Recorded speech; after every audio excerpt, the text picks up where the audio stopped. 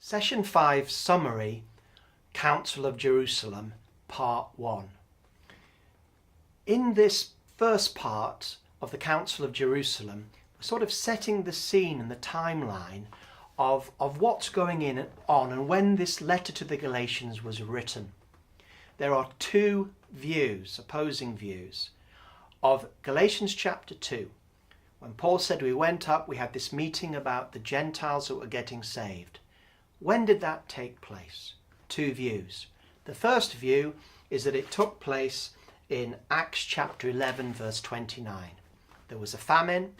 Paul was sent to Judea, and they say he went to Jerusalem with Barnabas, and there they had this meeting in chapter 2 of Galatians. That's the meeting, Acts 11.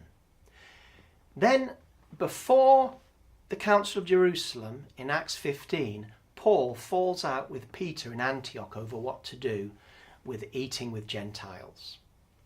Then what takes place is they go to Jerusalem in Acts 15, and there they solve the problem. Peter's now on board with Paul. Everything's sorted out.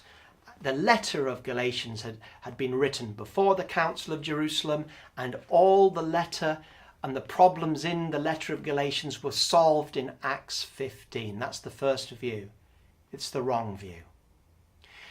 The second view, which in my opinion is the right view, and I've got plenty of arguments in the chapter I don't feel I need to address, you can read those in your own time, is that when Paul writes in Acts chapter 2, he's talking about the Council of Jerusalem in Acts 15. Sorry, when Paul speaks about the meeting in Galatians chapter 2, he's referring to the meeting in Acts 15, the Council of Jerusalem.